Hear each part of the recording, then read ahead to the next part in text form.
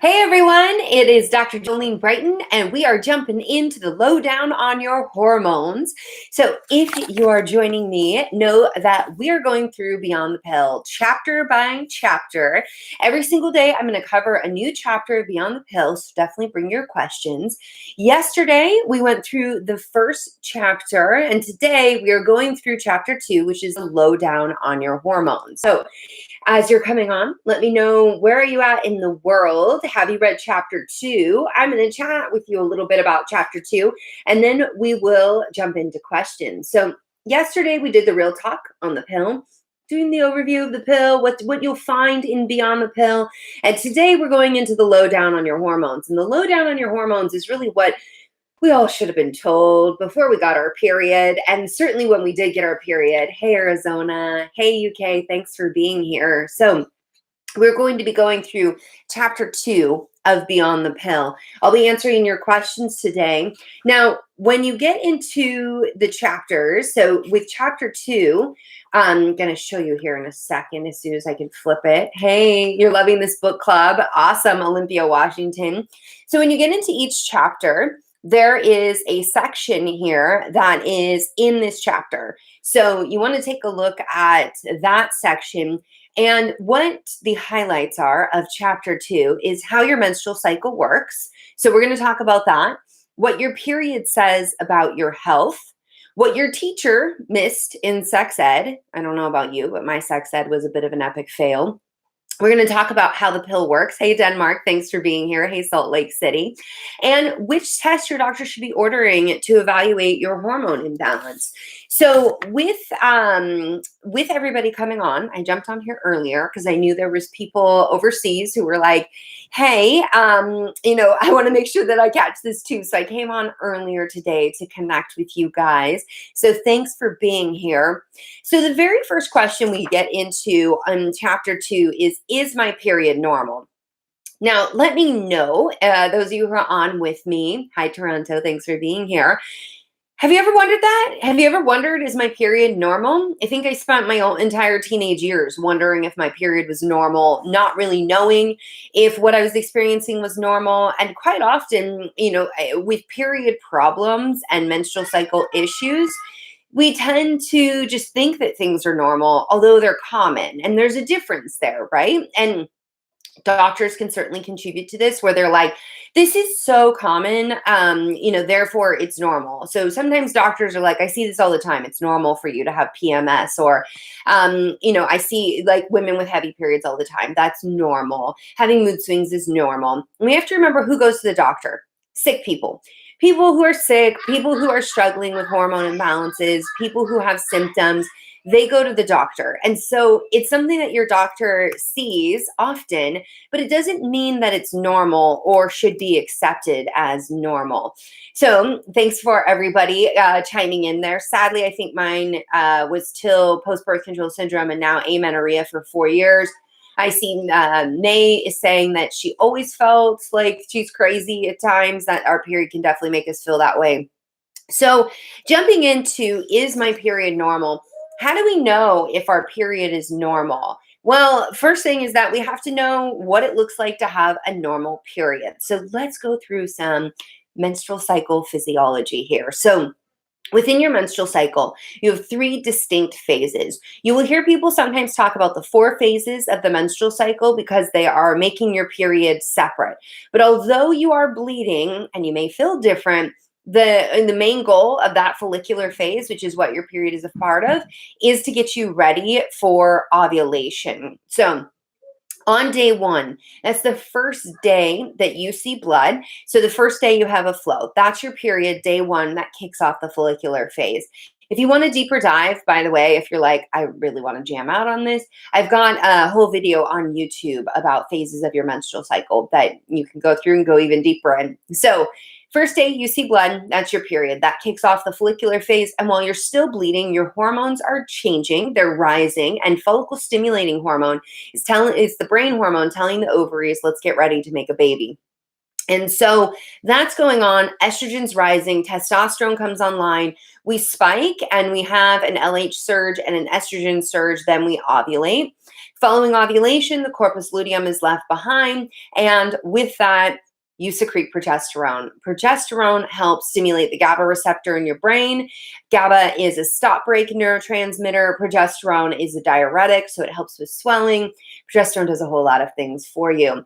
Main player in the luteal phase is progesterone. The main player in the follicular phase is estrogen. And so this is where, like, some people with the quiz, and if you haven't seen the quiz Q&A video, go see that. And also we talked about chapter 1 yesterday, which is where the hormone quiz happens. We can have high and low progesterone, high and low. We don't have enough progesterone. Now we have excess estrogen. So that is how your menstrual cycle should look. How long does a period last?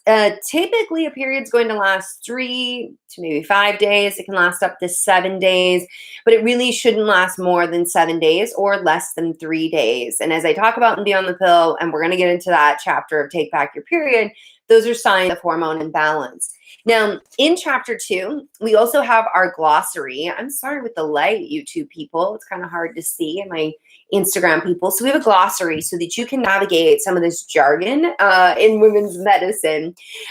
So things like the corpus luteum, what's the endometrium, what are your ovaries, the ovulatory phase, like these different terms that help us get to a common place to be able to talk about all this.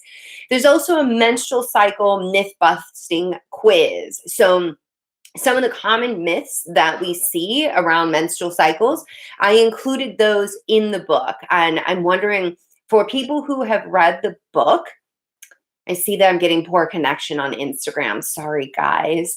But for people who have read the book, what was like maybe one of the biggest ahas about the menstrual cycle mythbuster quiz? I'd love to hear from you. You know, what did you learn from that quiz that you were like, I didn't know that before, and I've been having periods all this time? Now, in chapter 2, we also talk a bit about moon cycles and menstrual cycles and how you generally ovulate or menstruate with a new moon or a full moon. And we have a whole nother chapter. We're going to go in deeper on that for sure. But I introduced that concept to you in chapter 2. Do you know if that glossary is available for people who bought the Audible version? So I actually haven't bought the Audible version of my book. So I haven't accessed the PDFs, and the publishers don't give me access to the PDFs. It's a funny thing. I wrote the book, but they don't give me those PDFs. So I've actually not seen the PDFs. I would rely on you guys to tell me what is it that when you bought Audible, what did you get for PDFs? All right, it's early. I'm drinking coffee. We'll talk more about coffee in a future video. Okay, so in chapter 2, we also talk about what does a period look like? What does a menstrual cycle look like when you are on hormonal birth control? Now, with hormonal birth control, there are several versions and several mechanisms by how they work. The pill, which is, number one, leading lady of the hormonal contraceptive world, shuts down brain ovarian communication.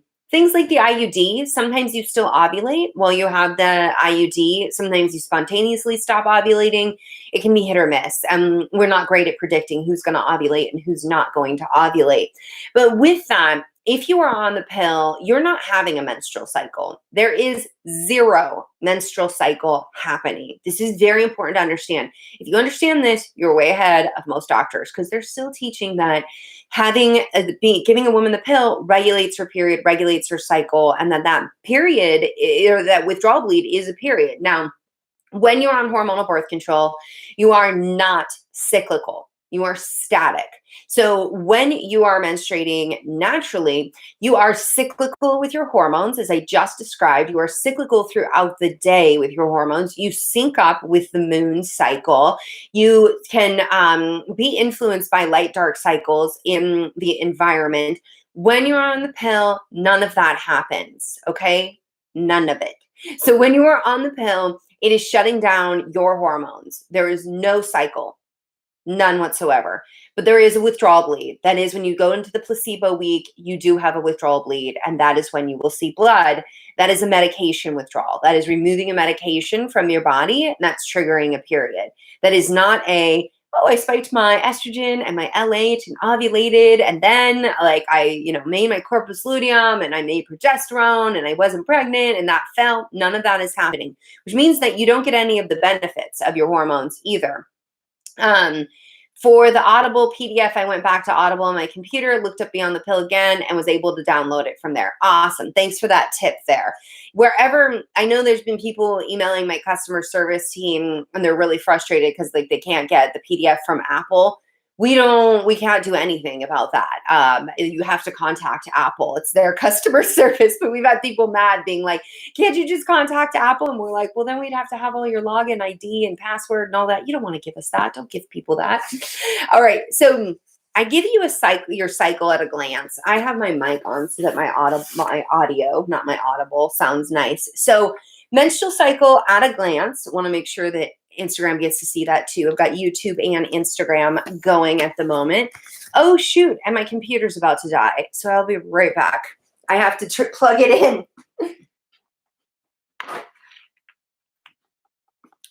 That time that I was doing a live video and then I forgot to plug in my computer before I started, that just happened. Okay, so I give you a section in the book of your menstrual cycle at a glance. And that way, I don't know about you, but I'm a visual person. And so you can read about your menstrual cycle, then you can see the image, then you can see the bullet points around it. And so you can get dialed in and starting to understand your own menstrual cycle.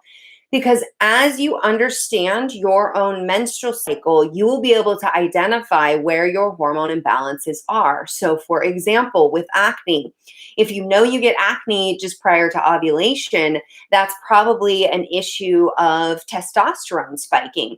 It could also be what is going on with estrogen as well.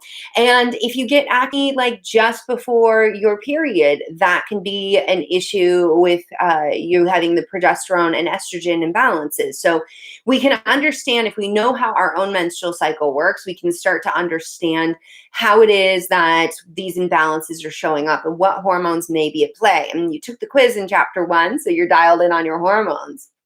So for those of you who are jumping on and just joining, I want to make sure that you are on the same page as us, as in we are on chapter 2 of Beyond the Pill. And we are just going through and chatting through a bit about what's in the book. If you guys have read chapter 2, I'd love to hear, do you have any questions about that? Was there anything that you walked away from that was a big aha? I would love to hear from you. And I am going to flip the page here and we're going to dive into talking about steroid versus non-steroid hormones. So in Beyond the Pill, I take you through the different hormones that you have. So we have steroid hormones, and let me just show you for people who are following along. I'm on page 33 of the book. My lighting is so messed up for YouTube. I'm sorry, guys. So steroid hormones, the group of hormones is made from cholesterol. What? Are you talking about eggs? Yeah. So specifically LDL. So here's the thing. Whenever you hear something where people are like, oh, cholesterol is awful, no one should eat cholesterol, that it causes heart attacks. Okay, firstly, for more than 20 years now, we've known cholesterol doesn't cause heart attacks. That's not how that works. Like, we've known for a very long time. When I was getting my nutrition degree, my undergrad degree, we were taught in nutritional biochemistry that it's about immune system dysregulation and inflammation. That was a long time ago, guys. And with that, the other thing we have to keep in mind, what protects women from heart attacks and stroke, cardiovascular events, what protects us is our hormones. And so if you're not eating cholesterol, if you're not making cholesterol, then you're not making hormones, and that's a problem. Now, steroid hormones include pregnenolone. Pregnenolone, I call her the mama hormone. She's going to give birth to everybody else. And so through the pregnenolone pathway, you synthesize estrogen, progesterone, testosterone, and I go through that in this section. I tell you what each of these hormones do, and cortisol and DHEA, which are adrenal hormones. So understand that you are making hormones from your adrenal glands that can be converted to estrogen and testosterone. So sometimes our estrogen and testosterone issues have to do more with what's going on with adrenal health, which is why I harp so much on taking care of your adrenals. So Then we go into non-steroid hormones. That's where we talk about thyroid hormone. Very, very important player. There's an entire chapter on thyroid health we'll get into. We talk about insulin, leptin, and then I take you into common hormone imbalances. And I give you just kind of the cliff notes of like, what's up with too little cortisol? What's up with too much cortisol? What's going on with, progesterone? And then we jump into the key takeaways. Here's one of my favorite key takeaways is the two primary female sex hormones that regulate your cycle are estrogen, your va-va-boom hormone, and progesterone, your chill hormone. Estrogen is higher days 1 through 14, and progesterone is highest days 15 through 28. That is just general. If you are happy, has a 28-day cycle. So Jade is asking, is there info on fibroids, causes, treatments you recommend? So if you have fibroids, you want to read the chapter on birth control hormone detox 101. I honestly just wanted to call it the liver chapter. What's going on with fibroids is issues with clearance of estrogen. You could be making too much estrogen. You could be having an issue where environmental estrogens are overstimulating you. Or you can have an issue with how you are actually processing your estrogen through your liver. And you could be making more metabolites that cause growths. And so that's where you want to read. And I was actually I was in an interview and someone was asking me, why is there not, it doesn't say protocol for fibroids, protocol for cysts. And it's like, because it's the same. Like you don't need a specific, just because there's a different diagnosis and a different way that it's presenting, the root cause of what is going on with estrogen is the same. So some of us make the wrong estrogen metabolites. We have estrogen dominance. We have a hard time clearing it. And we get fibrocystic breasts. Others get fibroids that grow. Others get cysts on their ovaries. Other women get really heavy, clotty periods. We can present differently, but the root cause and what you need to do to care for your body is the same. And it would have made this book huge if I was like, okay, if you have fibroids, here's a whole fibroid protocol. And then it's like, oh, and if you have heavy clotty periods, here's a whole protocol for that. And then like, it's because I knew you guys would, what I could see? The reviews would be like, she says the same thing over and over. She says everything, like every edition, like this is the same way to approach it. And it's because we are going from a root cause perspective. We're not going from just a symptom management perspective. So Trillion, let me take a sip here.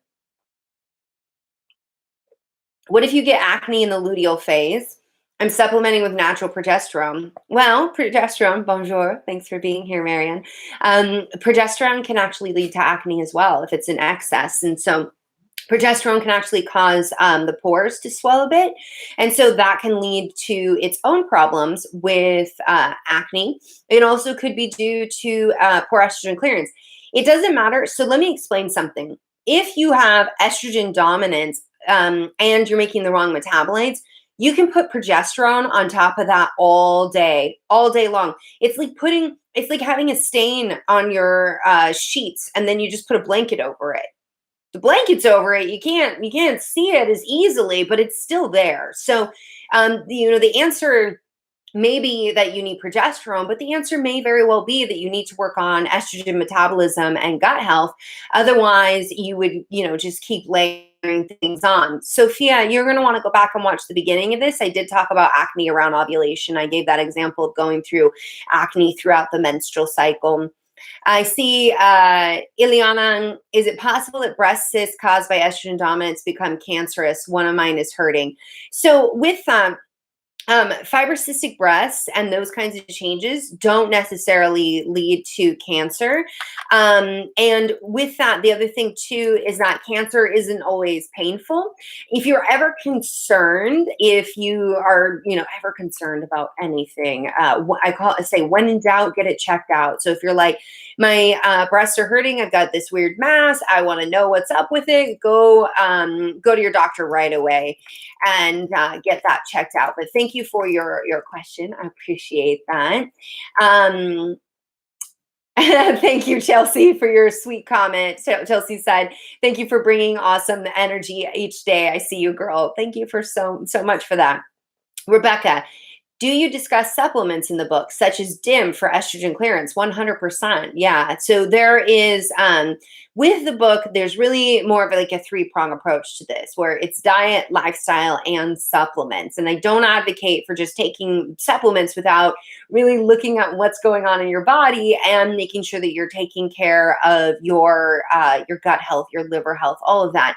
So there's supplement tables. There's also throughout the chapters discussions about supplements, different constituents, different nutrients, things that help. So for example, there are sections where I talk about how B6 can help for PMS.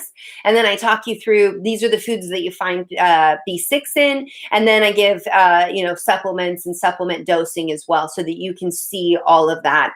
And there's a chart that we'll be going over when we get to chapter 4. And then there's another chart that happens in the back of the book when you get into the protocol. And that corresponds with yesterday when we talked about the quiz. So that hormone quiz that you that hormone quiz that you took, there is a corresponding supplement chart so that you can really dial in what would work best for you. Question regarding hair loss for my sister. Have I heard of supplement Nutrafol? I've heard of it. I haven't done research with it. I'd have to spend time researching it. I think most people don't realize that when a doctor like me goes to use supplements, it requires us actually researching, going into it, seeing how they source it, reading all about it. Sometimes people will say, well, it's just another supplement. And I'm like, yeah, there's thousands upon thousands of supplements out there. So yeah, I'd have to look into that. But I do have a protocol in my book for hair loss. And Katie, your Dutch test showed all 3 estrogens are over the limit, as well as adrenal hormones high, androgens, despite being off the pill for 5 years, and postmenopause for progesterone at 28. I don't know what that means. You should not be postmenopausal at 28.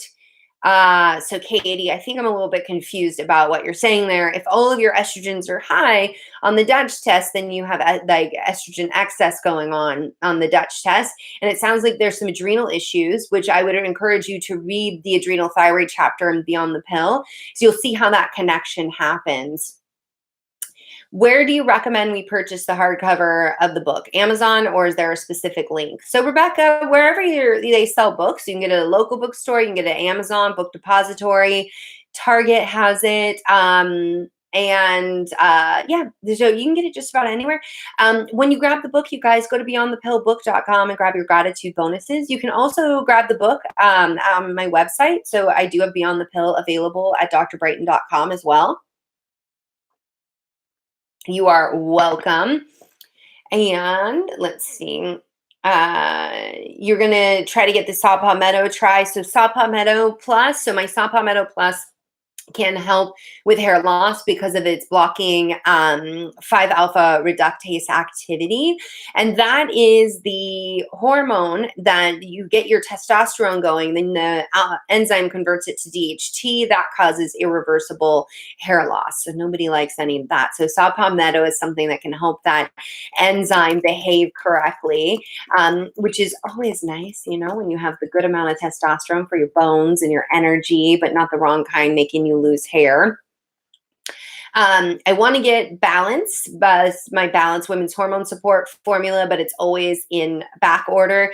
It goes quick, and we actually just got another shipment coming in. So it was on back order for a little bit longer there.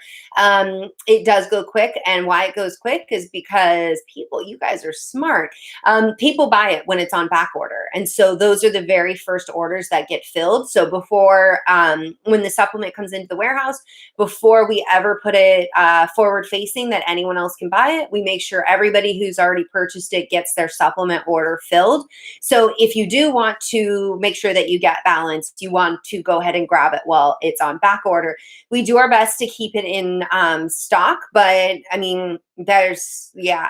there's so many women buying it right now that it's been an upstream issue in terms of growing plants and making sure that the plants have what they say in them as well. So You always thought you were sensitive to progesterone, as in the mini pill. That's not progesterone. So guys, let's be really, really clear. You make progesterone, nature makes progesterone, chemists make progestin, nothing that's in a contraceptive, no contraceptive, none of them, not a one contains progesterone. And your doctor likely gets it wrong, and scientists get it wrong all the time, where they're like, oh, progesterone, same thing you make, it's progestin. No, like structurally speaking, when you look at the molecules, they're completely different. So you always thought you were sensitive to progestin, the mini pill. I went seriously crazy. Also, once I took progesterone to delay my period, and that also made me cry for days, so confused. Yeah, so progestin, as we've talked about before, alters the female brain. For some women, they can absolutely feel that way. Progesterone in excess will make you want to cry. So if you have excess progesterone, you'll feel weepy, your breasts will be tender, you might feel a little bit depressed, you'll be fatigued, groggy in the morning. How long can you take magnesium citrate? I do mention that it can help move the bowels, but I also go on to say that if you rely on magnesium citrate, we've got a problem. So really, magnesium, we all need magnesium, not necessarily magnesium citrate. And if you can't poop without magnesium citrate, that is just a symptom management tool. So you need to address the root cause and figure out what is going on. Oh, wow. So much coming in. When is the best time to add maca to my smoothies? I talk about adding that in Beyond the Pill. When you take the quiz, I talk about specifically when to use maca. Maca can be added in to smoothies because it's an adaptogen. So it works in a couple of ways, but it's something that if it works for you to take every day, you can do that. It really just depends. Maca's like one of those adaptogens that sometimes it works really, really well, and sometimes it makes people feel really aggressive and angry, and it doesn't work so well. So I have PCOS, so I don't know what supplement to take. Also, thanks for the clarity around progesterone. Yeah, Danielle, so you want to grab Beyond the Pill. Beyond the Pill talks all about progesterone, and it will take you through a quiz so that you can get dialed in on your PCOS specifically. So we've got progesterone information Beyond the Pill. Women with PCOS classically have low progesterone because they have anovulatory cycles. They don't ovulate.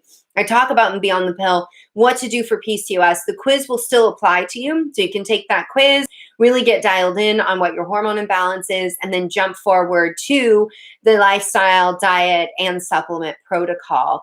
This is amazing. Thanks. I'm so glad that you're finding this helpful. So for everybody jumping on, we are doing a virtual book club where we are going through a chapter of Beyond the Pill every single day. If you missed yesterday's video, so I'm live on both Instagram and YouTube. YouTube instantly, as soon as I'm done, the video is up there, and you can go right onto YouTube and you can watch the video conversation that we've had. I'm also doing posts that are showing up on Instagram and Facebook, and then you'll see in my Instagram stories as well. I'm going in, I'm answering your questions. So yesterday I went through and I answered questions about chapter 1. Today I'm going to go in, I'll put up an opportunity for you to ask questions about chapter 2, so that if you didn't get to ask things live, you still get an opportunity with that. And so we'll be going through every day of Beyond the Pill, and we will spend some time. I know I had some questions of women asking, like, will we, talk about nutrition as we get to the recipes at all? Yes, we will do that. There are 13 chapters in Beyond the Pill, plus a conclusion. I don't think we need to go through the conclusion necessarily. And then there's the recipes in there as well. So we've got 13 days total. I will be coming on every single day for a total of 13 days, talking through each chapter, posting on highlights and notes about that, and really helping you guys work through this book and feel supported. The book has been out in the United States now for a couple of months. It's been international for just shy of a month. So it's given everybody some time to get into it. I wanted to make sure to do something extra to support you guys and make sure that you are using this book to this full capacity. If you bought Beyond the Pill, please go to beyondthepillbook.com, grab your gratitude gifts, get those lab guides, get those recipes. Rebecca, you are welcome. Thank you for saying thank you there. I see Lauren Is Adrenal Calm recommended for low cortisol? I'm taking both Adrenal Calm and support, but the book only mentions Adrenal Calm for high cortisol. They're meant to be used together, Lauren. So you'll see it in the Optimal Adrenal Kit, where there's adrenal support, adrenal calm, and B vitamins. If you've got adrenal issues, you need a B complex. There's very few people who don't do better with a B complex, and it's because if you have HPA dysregulation, brain and adrenal glands aren't communicating great, you're going to chew through B vitamins. You're going to need B vitamins because you're using them up quicker. Now, with that, adrenal support longer. And if you guys don't know what I'm talking about, you can go to drbrighten.com slash search adrenal support, or search optimal adrenal kit for YouTube. I went ahead and put the adrenal support in there. Now, with that, the adrenal support has herbs and nutrients to keep your cortisol around longer. So we take that thing in the morning. Then the adrenal calm has nervines. These are herbs that help calm the nervous system, so you're not all, wired and tired at night. But with that adrenal calm has nervines and adaptogenic herbs to help bring down cortisol at night. It has other nutrients that help lower cortisol.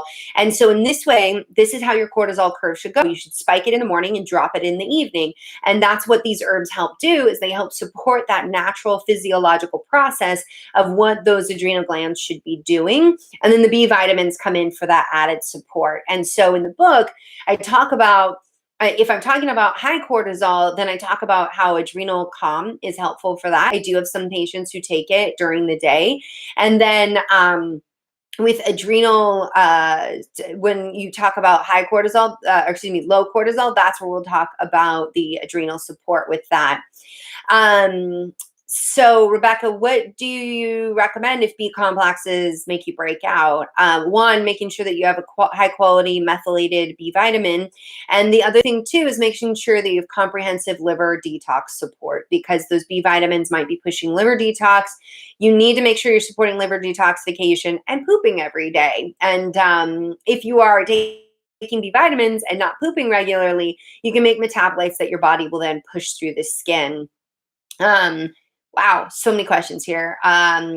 Is there any side effects to your supplements? So supplements are not pharmaceutical. So that means that supplements don't treat diseases. That's not what we do. We support the body in healing from conditions. And so the other thing is, it's not going to have side effects like a pharmaceutical would have side effects, because when you take a supplement, you're working with your natural physiology. When you take a pharmaceutical, you're usually trying to suppress natural physiology, which, I think of it like whack-a-mole. If you push one down, one just comes up out the other hole there. So with that, I want to just make sure that we're not thinking about, supplements are the same as pharmaceuticals. They are not. The other thing about supplements is that they tend, depending on where you source them. With my supplements, they're really high quality source. They tend to be tolerated a lot better. However, you might be a sensitive individual. So sometimes I have people who are like, I can only take half a cap of B complex. Otherwise, I feel like I can't go to sleep at night. Most people do just fine on these supplements. However, I will say we have paradoxical effects that happen with with potential of anything that you use, right? So sometimes people will say, okay, so like magnesium can help us sleep at night. But some people, they take magnesium and it doesn't do that. It's the opposite of what we expected. Same with like melatonin, that can happen with. And so, while it is rare to have any side effects from supplements, you have to gauge what is true for you. And I am a doctor, but I'm not your doctor, which means that if you have a pre-existing medical condition or something else going on, like you have genetic variants that would make your needs different, you have to honor those and pay attention to those as well. So, Linz, I have not heard of that hair product. I can't even pronounce it. I've not heard of that. When I was on the pill, I was having 2 periods or withdrawal bleeds every month. What could be going on? It sounds like breakthrough bleeding was possibly what's going on. You're getting ready to come off the pill. Do I track my withdrawal period the same as a regular one? You want to track when you're bleeding. Yeah, you want to go ahead and track that and keep an eye on that, because just because you're on the pill doesn't mean you can't start having issues with your period. So should we take supplements now, even though we are still figuring out our issues and reading the book? So, Robbie, the book is designed so that you take the hormone quiz and you get right into the solutions and you start implementing the solutions right away. Then you continue reading the book. So I would say, and the why I did that is because I want you to start feeling better. So you don't necessarily have to read it all the way through. You can go in the back and be like, okay, I'm going to start dialing in my stress and my sleep and get these things going. But most women do better to start the protocol before they come off of hormonal birth control, just to have a better, better basically support system of your body making that transition. I get it. You didn't want to jump the gun. Nay, you can find the hormone quiz in chapter 1 of Beyond the Pill. And yesterday, you are on progesterone or progestomend. I don't know that supplement. And you had side effects, so now you're scared of supplements. It just depends on what's on it, what was in it, and what side effects you were having. And understand that sometimes, there will be supplements out there that contain like folic acid, for example, and you have an MTHFR issue, and then you start feeling worse. That's definitely a possibility. So you want to look, even though it's supposed to be a quality supplement. It also depends on like what form of the B vitamins are you taking. That's just one example. We also need to look at like dosage of herbs and things like that. Your 12-year-old daughter got her first period in January, but hasn't gotten her second.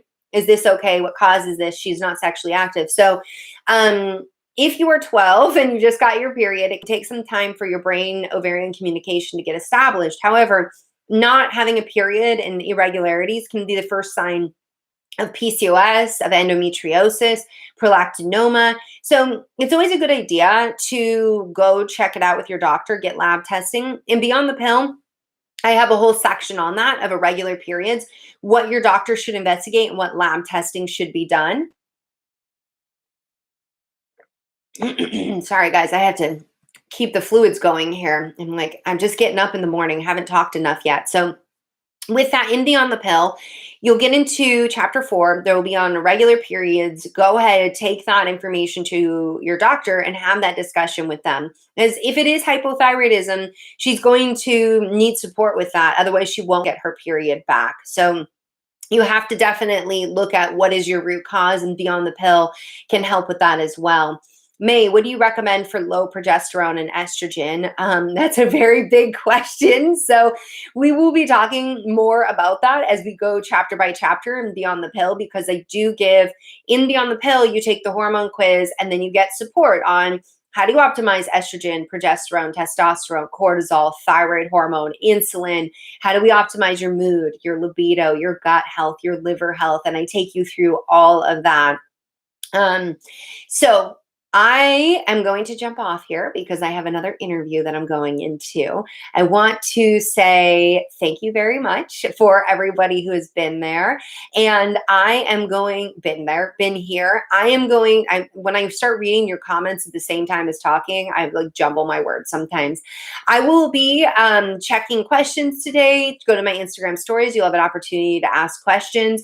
And then make sure you're following me on Instagram, subscribe to YouTube. If you missed the beginning of this, go to YouTube. The video is going to be up there instantly and you can go check that out. If you haven't gone to beyondthepillbook.com and grabbed your book bonuses, definitely do that. We've got a ton of information there for you that is really applicable and tools to help support you. I will see you all again tomorrow. We will be going into chapter 3. Chapter 3 is post-birth control syndrome. So we are going to talk a lot about post-birth control syndrome. So for those of you who had all of your questions about coming off of birth control or, post-birth control syndrome symptoms, tomorrow is your day. We're going to be talking all about that. And so I look forward to seeing you then. Remember, tag a friend, let other women know that we're going through this, we're doing this. I had women yesterday saying to me, oh, I told my sister, she actually went and bought the book, so she's going to get caught up. Another person was like, oh, I got the book yesterday on Audible. I listened to it at 1.5 times the speed so I could be on the same page as you and make sure that I get the most from these live conversations. So thank you so much for being here, and I will see you tomorrow.